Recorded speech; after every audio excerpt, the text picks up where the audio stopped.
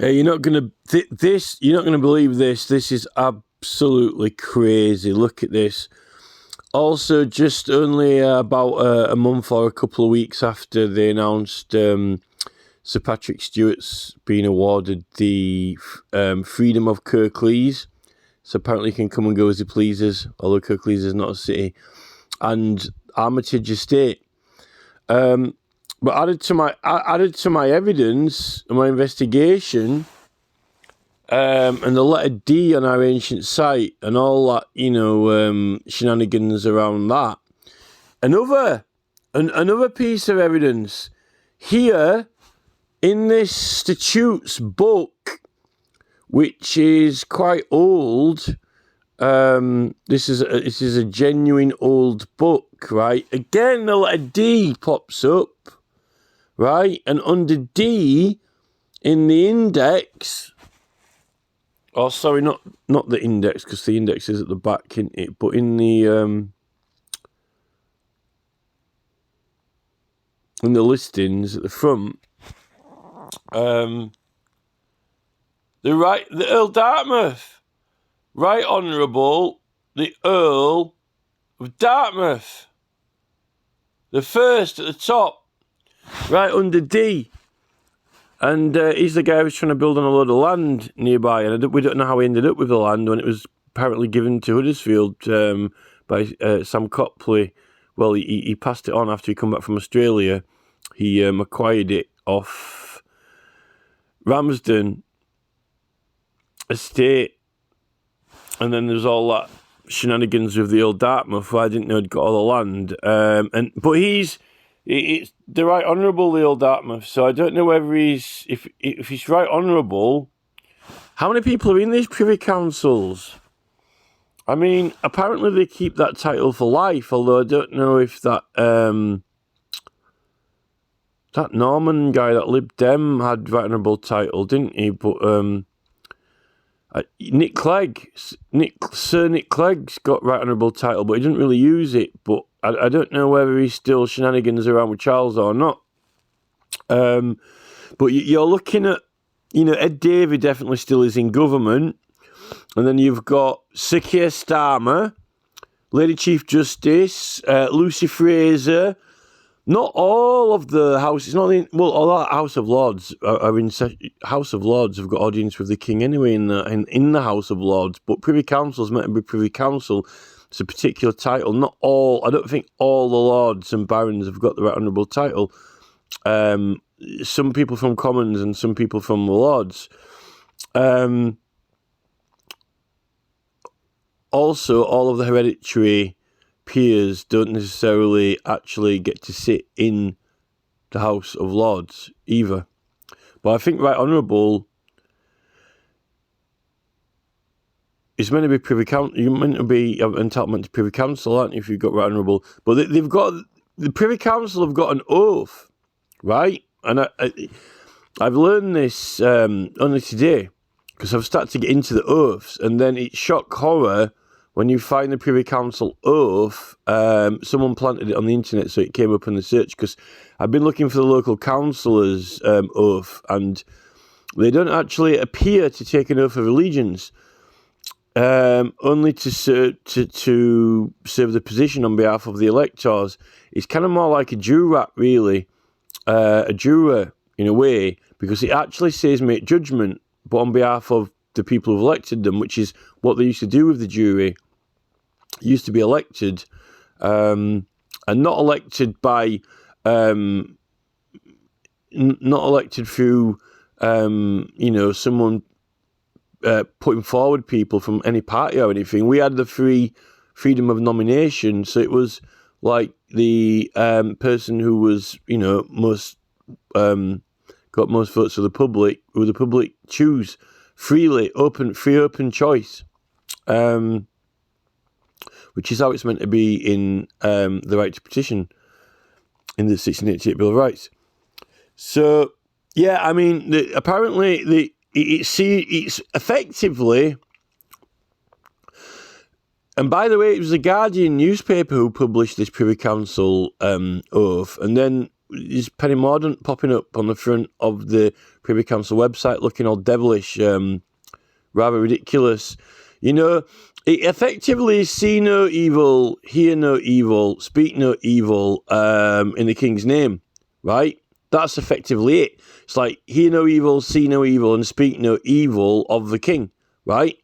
So it literally straight out of that Stardust film, you know, when she's like, I've actually even used a clip of that film recently because it's like bang on with that.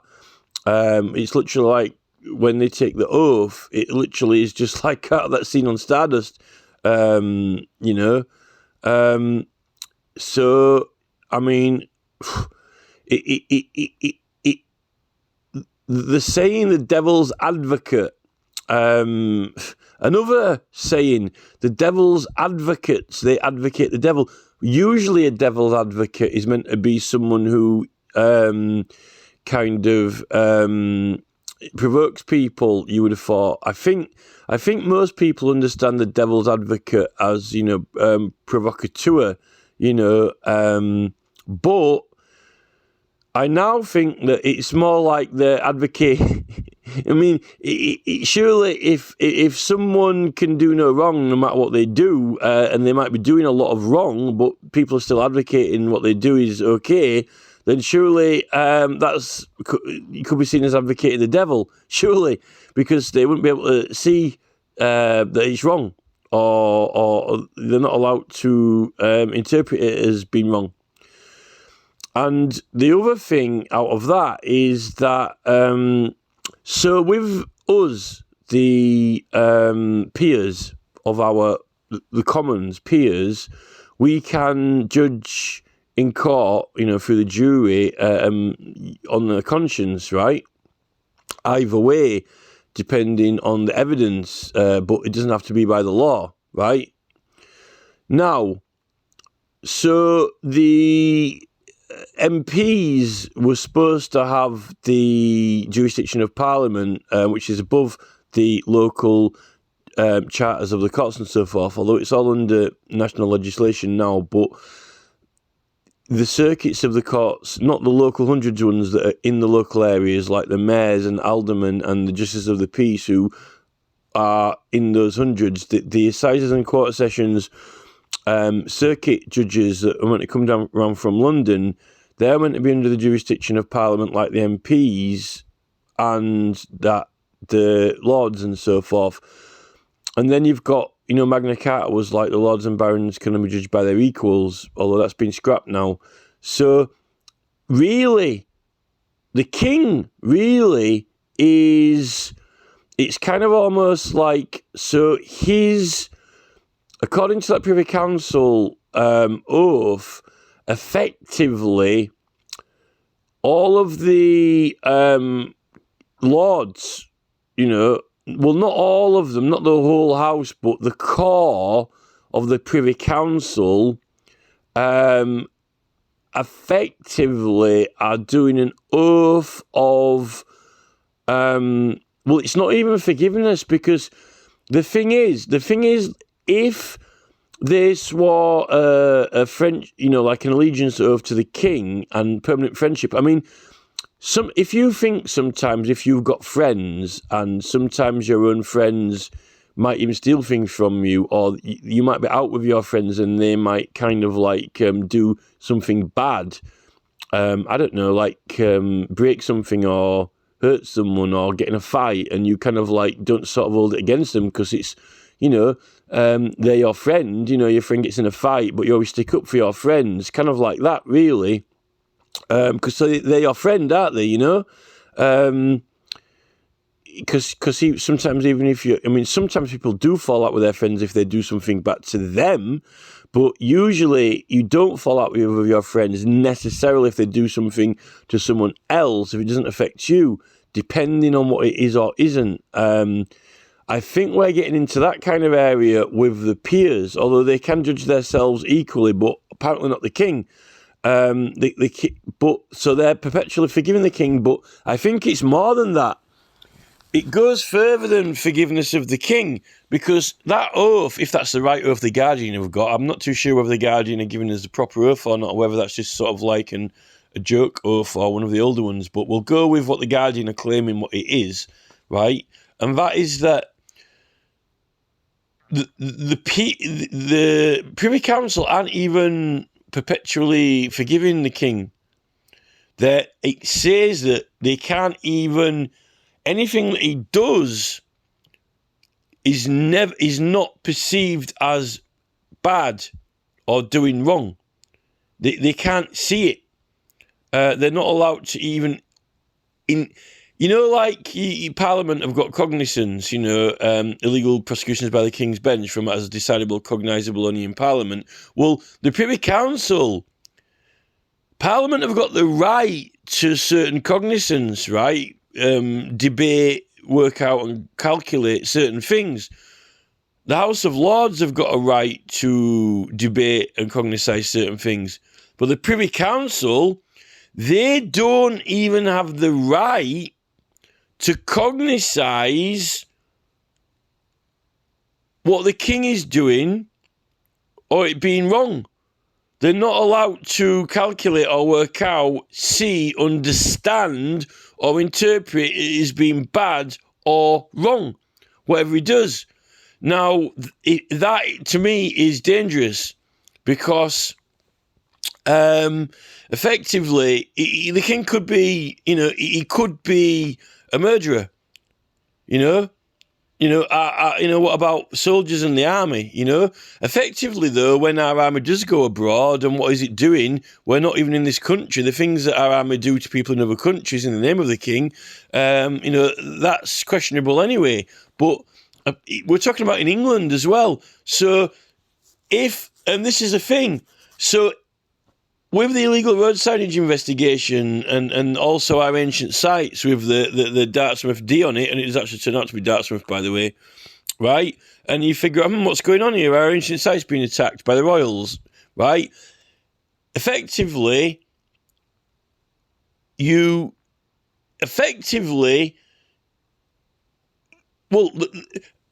could, right, even though the illegal road signage, through all the other oaths, right, they are allowed to understand or interpret that there's something not right or something bad, but the king can't actually be prosecuted, I don't think. And I think you're getting into the fact that the courts, even though they can cognise it and understand it and see it as bad, they can't actually make a judgment on it. They haven't got the authority to do it.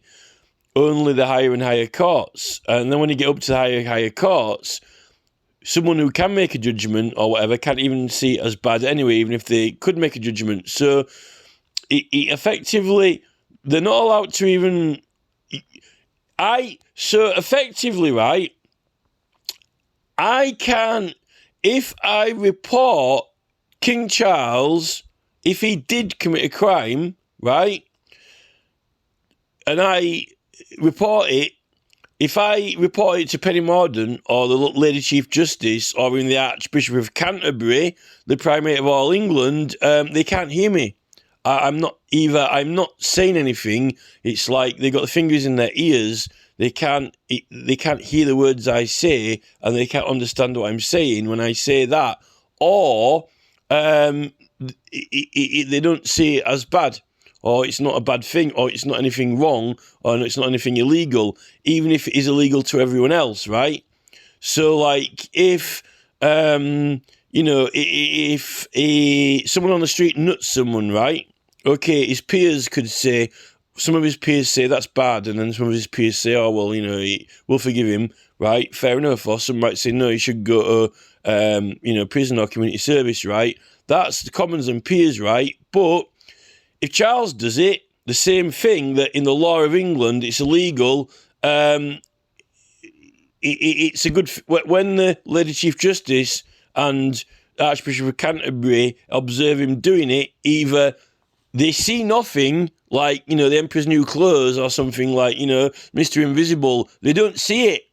Like, he could be... So literally, Charles could be there, right? He could grab hold of someone's tie and shirt and repeatedly headbutt them, right? Until the face is bleeding. And Lady Chief Justice and Archbishop of Canterbury stand there and they can't see it. They're like, they see nothing. Like, maybe they see Just nothing. Maybe it's like a mirage, maybe just like vanishes for that period of time. It's like, excuse me, Lady Chief Justice, are you going to intervene? Charles is repeatedly headbutting someone into the bloody face against the wall. What do you mean? Charles is not here. I don't see him. Like either that or, it's perfectly okay. He's just giving him a stern talking to. Or, no, that's okay. There's nothing wrong with that at all. Really? That's funny. I saw a guy, on TV saying the news were complaining about that the other week, So apparently the Archbishop of Canterbury as well, the Archbishop of Canterbury doesn't forgive him. It's not like, it's okay, it's Charles, I forgive him. It's like, that's not, there's no need to forgive anything for that. There's no wrong done. There's nothing wrong. And then the Archbishop was on the other day going on about, we need to be peacemakers and make peace, right? So, but effectively, according to the oath that the Archbishop's taken, right, if Charles is repeatedly headbutting someone, he's got all of his shirt until they're bleeding, right, he could repeatedly be smashing a brick on top of their head right on the floor, but the Archbishop of Canterbury would say that, that is nothing wrong. Charles is making peace with him. There's nothing wrong with that. So this is the Archbishop of Canterbury's definition of peacemakers making peace.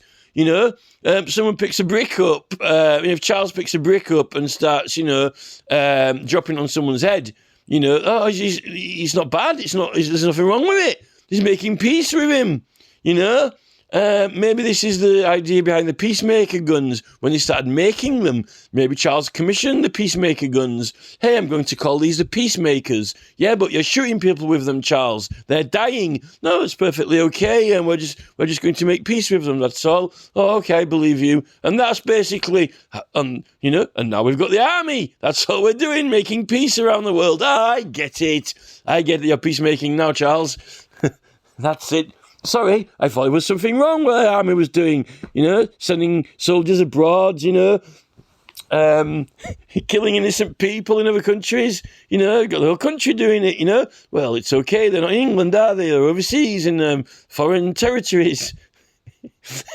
It's all right if it was, 1256, if it was in Egyptian, it'd be all right. The Turk said, you shouldn't be in this country, It'd be encourageable, Then it would be all right if you were smashing a brick on a Turk's head, in 1564, because they'd be saying, there's nothing wrong with that. You shouldn't be in this country, This is what's written down in the law. Apparently, Egyptians were allowed in England. They had to be suffer penalties for being here, and now we're not even allowed to talk. We definitely turn the tables on us now. We can't even. We're not allowed to speak. In our own homes. They definitely turn the tables. I think we're going to be banned from our own country soon. I think the way that Priti Patel, and Sunak and Braverman are going, I think we're going to be banned, Never mind the Privy Council, see no evil, hear no evil, speak no evil. That's going to be us, but it won't be see no evil, speak no evil, hear no evil. It'll be like, don't speak at all, Just don't talk in your own house. You can't say anything, Actually, we should get, don't you think we should get Charles to, apparently Charles could probably go, I think Charles can go into Scotland and probably headbutt that new SNP leader. And then I think the Archbishop and Lady Chief Justice can stand at the side of him and say, very good, sir. There's only one person now who can go into Scotland. There's one person left alive who can go into Scotland. Can probably get away with headbutting Nicola Sturgeon. She probably needs headbutting. That's a joke, by the way. I'm not provoking that. But apparently Charles can do it, I could petition him. You could do that. I wonder if the Chief Police of Police Scotland would be permissible if I petitioned Charles to go and headbutt Nicola Sturgeon for like a Jeremy Beadle joke or something, or Ant and Dec, Could get like an Ant and Dec joke. Maybe Ant and Dec could get someone dressed up as Charles and go and headbutt that SNP guy and then go and headbutt Nicola Sturgeon just for the laugh, just to make a point out of it. But maybe, I don't know if it's illegal to impersonate Charles. I think it's illegal to impersonate a police officer. I'm not too sure if it's illegal to impersonate the monarch or not. So, I don't know, maybe it's a bad idea. Although I don't know, then again, I've seen Ant and Dec do some things that would be borderline illegal and criminal that we've got away with doing in pranks on people. So who knows, you know? I'm not suggesting that anyone should try any of these things, by the way. So I don't know, you tell me. So yeah, I mean, this D thing is really, and they actually had a police chief called D as well in the actual area. So there's something dodgy going on with this, and then there's all those other old maps as well, where they've got the letter D over it. Oh, and it's leg. It's also got the word leg. It used to be called leg, and that's what it's called. The Earl of Dartmouth is called leg as well. And they've got that on the map next to the D as well, leg. So there's got to be some royal jokery going on with our ancient sites. I think they're being spoiled and attacked myself, and that's my opinion, just like Sisbury Ring Hill Fort getting torn up by tank tracks. So, what can I say? I mean, I think I might have to complain about Lady Chief Justice, because how can you purport to be, enforcing justice in the name of anything good, if potentially the leader of the nation could potentially do something which is not good or bad, but they can't even see it, it's starting to, it's almost like, it's like Jack the Ripper, isn't it? I said something about all those Jack the Ripper incidents. I'm like, well, Jack the Ripper got caught, didn't he? So, like, he's only a jack of all trades. What happens if you've got, if Jack the Ripper was only the jack of murdering people, then who's the king of murdering people, and haven't they been caught? This is the thing. And apparently, the best way of not being caught is if the core central persons in the justice system can't see or hear you when you're doing it, and don't even believe that it's bad, no matter what you do or did. So, how do you work that one out? Riddle me that. Are we even allowed to contemplate and ponder these things in philosophical contemplation on a petition as part of a petition case and evidence of which this is, and what is the solution? What is the solution? I don't think the solution is through the courts, particularly if the Lady Chief Justice is ultimately the highest call of judgment in the avenue of endeavour. You have to go through Parliament. Apparently, I think the Commons are allowed to interpret it as being bad. Like, I think Corbyn and Galloway are allowed to interpret and see the evil or harm if it is existent, but they might not be able to do anything about it. The rest of the House of Lords possibly could be able to interpret it as well if there is harm or wrong being done. But obviously, clearly, the Privy Council cannot. This is when you get Penny Mordaunt, you see, Leader of the House of Commons. You see, what you're into now is you're into this kind of like Andrew Bridgen calling out the WEF, World Economic Forum's wokery, and the WHO, World Health Organization, calling out all that wokery in Parliament. This is what Bridgen said in Parliament, by the way. And, Dr. John Campbell and Brand and people like that. I say, look, these organisations are sketchy. They're doing, who owns BlackRock, and what's it doing to our health with all the takeaways and diabetes and cancer and obesity. And then Penny Mordaunt's in Parliament going, there is no plan. There are no plots. There is no scheme. There is nothing, well, there is, Penny. No, there isn't. No such thing happens. Well, is that because Charles owns all these companies, really, and but we don't, and he's bought up all these companies, and now he owns them, and they're all by royal appointment, and they're harming our health, and that would calculate and work out that, it's Charles behind it. And if you were to agree or believe or even see or hear or understand that, you would be breaking your oath. So Penny Mordaunt can't understand it. Penny Mordaunt can't. Penny Mordaunt is a really. Is this why she's been chosen and selected? It makes me wonder. I don't know if these actually are royal jokes or not. These people being selected and sought out. Justin Welby, can he see it? No, he can't. It's against his oath to see it. So it's almost kind of like some kind of spell.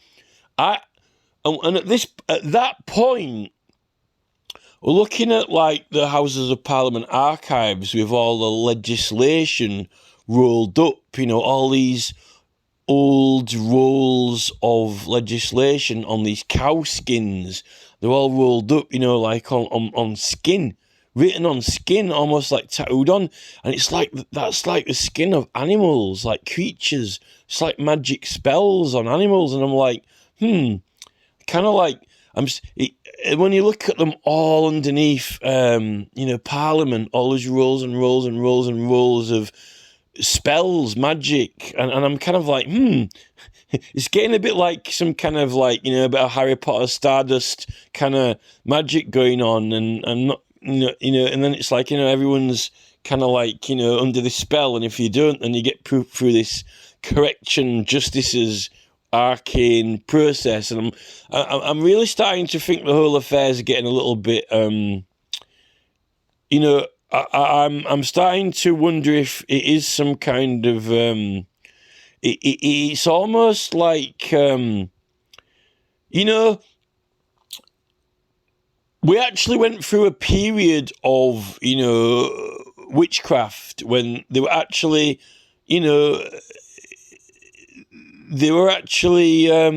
pursuing people for it, women, through the, I think it wasn't far off the Cromwell period.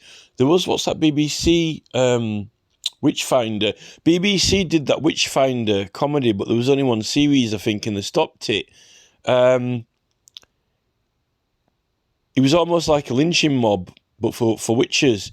I'm starting to think, that it gets odd.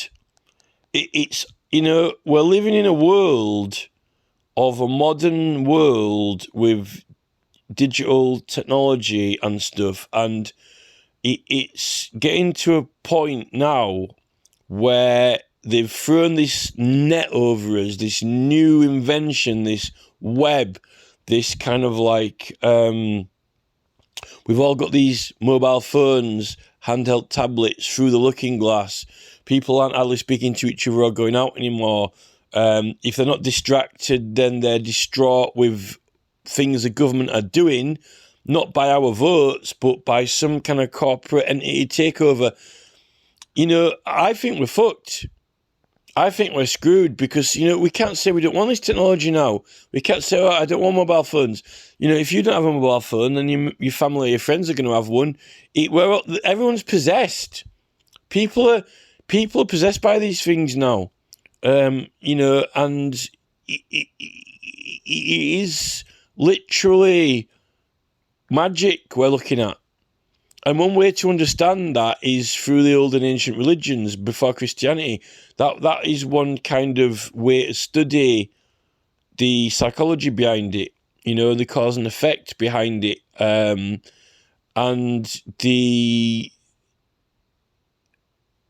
study of not just written down but pictorial communication, not just like, writ in the alphabet.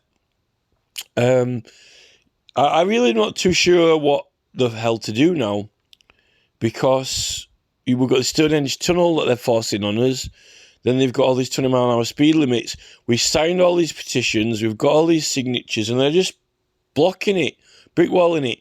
Yet all of the legislation calculates and works out that at least the councillors are meant to be making judgment, they're not allowed to use their own conscience, and they're meant to judge by the evidence. And when we put evidence that we are taking the percentage of the vote power, then the councillors definitely are meant to be serving the electors. And when you get the numbers and figures in for voting, then you're meant to take possession of those councillors for the peers are, which is kind of like, voting in your jurors, but you're voting in your councillors. But you can actually get the petitions to get the figures and the numbers. If there's a policy of a councillor of selflessness, then they can't be representing their own opinion or any political parties. So whose opinion are they representing? It has to be the people who elected them, and that's when you go around and get the signatures to exercise that polls. Politics is the polls. Polling is voting. Polling is collecting numbers and adding up in order to make decisions through votes. Politics is meant to be governance and decision making through polling, voting, which is meant to be proportionate. Even really, that's what's happening in the jury. When the jury come up with a verdict, it's a poll. You're polling the jury, right? And that's it. Now, the ministers is a next level up, and they've got the allegiance, but also by law. And this is the thing with Neil Oliver that I was arguing about, or at least debating, and that is that there are statute laws that put a prohibition on ministers. There are certain things that if they do it, it's illegal and against the law, and not just like they're not supposed to do that, but what can we do if they do? Or it's illegal against law. What is a corrupt and illegal practice? It is practicing something that is unlawful, right? Well, what's the offence and sentence? Well, it corrupt and legal practice. That's what it is. Corrupt and legal practice, well, what are the penalties? Well, for government, mainly being removed from government, like Johnson stepping down, losing their vote, not being allowed to stand in office again. I think there are some prisonable offences, but they've got to go through impeachment by their equals. So they're breaking the law, a lot of the MPs. And when it comes to referendums, we're polling them. It's politics. We're polling them. And in the local areas all around Wales, when you run a petition on a government website, it is a poll, really, when you're collecting numbers, going by any numbers. You're polling the people. And at 5%, you've polled enough to take it to an official poll, right? Because no one has to... If you are going to go around the whole of Wales and you are going to pay... You don't pay for the referendum. If the Welsh government expect any more signatures than 5%, they're expecting you to effectively pay for and run the referendum. And the petition is not a referendum because the petition is there and we've got to share it. Yeah, it's on the government website, but they aren't sending something into everyone's house and asking them. With the referendum, they do. So then you get a return from every single person, right? The current petition is to... You never... Currently in law in England, you don't... A petition is not required to get more than...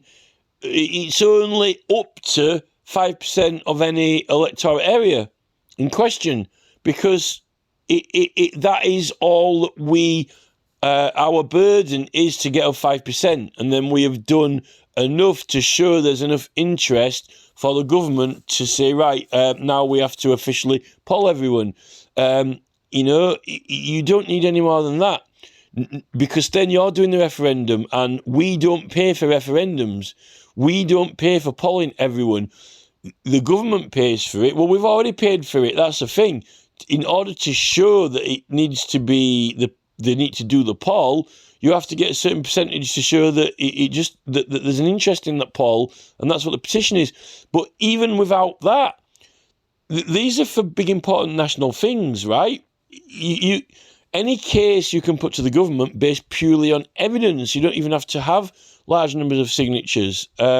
This is how they're getting bills put through, and private bills and so forth. And a lot of these lobbyists and so forth, they're not having to get 5% signatures. They just get a load of money, bank some on the table. Their political party likes it. And then and this is the thing.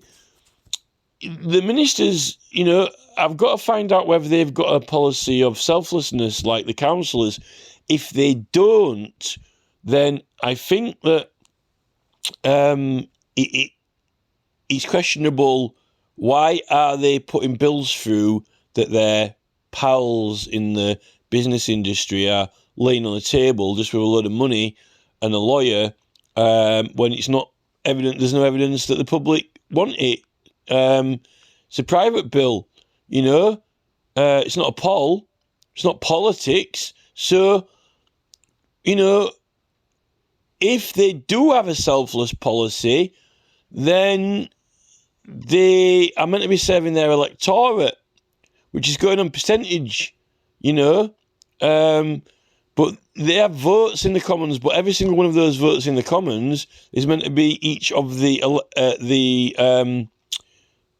member of Parliaments are meant to be representing their constituency by strength of opinion. If you ask them, this is why they get people to contact their MPs. So I struggle to work. If you employ logic and you really understand it, the political parties are very tenuous. The whole basis of the political party is losing legitimacy as quickly as a fat American's putting on ice cream weight and going diabetic. The more and more I think about these political parties and how legitimate they are, they're losing weight at an opposite rate of what the average American's putting weight on. And the needle's going up quick, but the political legitimacy needle's going down quick. So, we need some kind of... I can't see political parties lasting that long, because as soon as you, realise that the actual legal basis of it is flawed, then it's almost self-defeating, So I don't think they can carry on with the political parties, and then you're just left with, what is anything that they've been doing legal? Is everything that they've been doing against their own policy, against their employment policy, against their selflessness policy? Is anything that they've enacted recently even lawfully enacted? We've got ombudsman standing down now and all kinds of things. I've got complaints going into the Electoral Commission. It's not looking good for politicians at the moment, I don't think. From my evidence, all the illegal road signage around the country, I mean, it's got Crown on it, and the police don't like it when you call them out for fining people with an illegal, misleading setup, because they represent the Crown, and apparently, the Crown can do no wrong. So I knew it was serious when I found out, well, in my opinion, this is illegal and it's been planned, but the Privy Council can't see that or understand it because they've got a magic spell over them.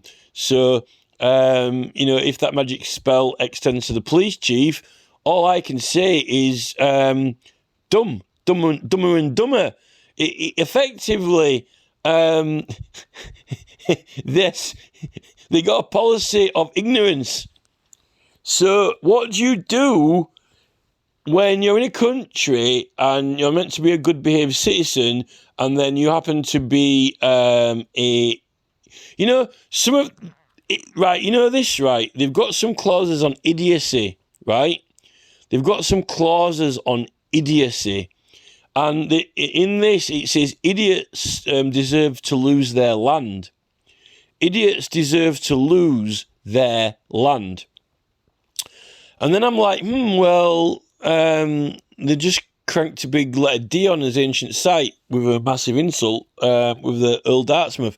So, are we idiots? Do they regard us as idiots and we're not worthy of having any land? This is the thing. Although they were quite encourageable through their charters when they were encouraging people to go find treasures, and they were entitled to keep it. But then they were encouraging, presents are presents are presents. Maybe they were hoping that, they could hand it in a present. I'm starting to wonder how much of the ancient treasures of England pre-1066 have been dug up and exchange for a couple of poet laureates' rum barrels, and been smelted down to make, coasters for, the king. Or probably, question mark. You might as well have, the Privy Council might as well, but it's like the Riddler, isn't it, with the Riddler costume or with the question marks, riddle me this, Can you imagine the Archbishop of Canterbury stood next to King Charles, right? And let's say Charles was, this is fictional, but let's say he was grabbed someone by the shirt and just started nutting them until they were bleeding. And then you say to the Archbishop of Canterbury, riddle me this. Is that bad or good? Is that good? Riddle me this.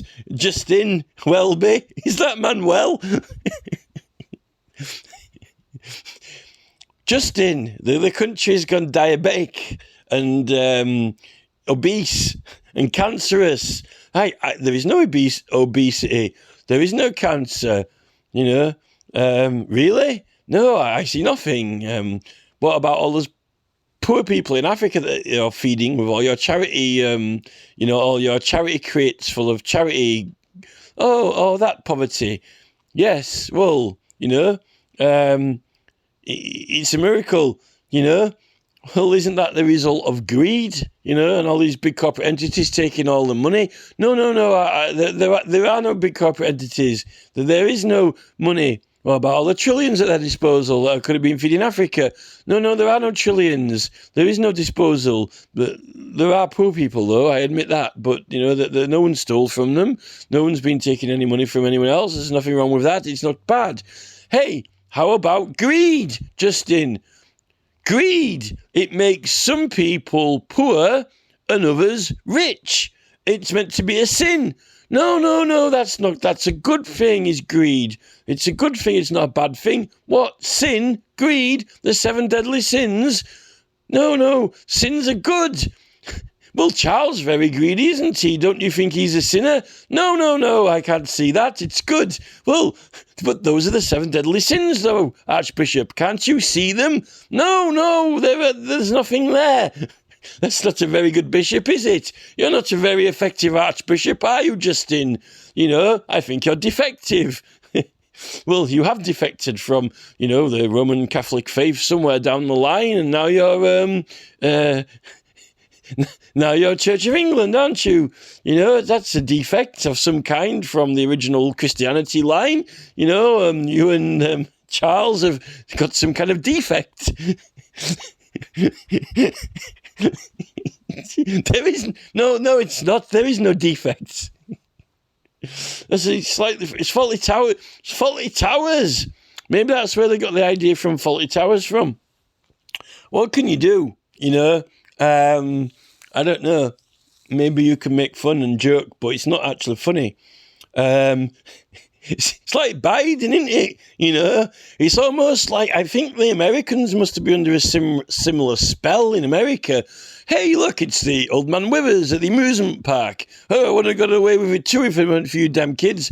And that's not old man Withers, that's our President Biden.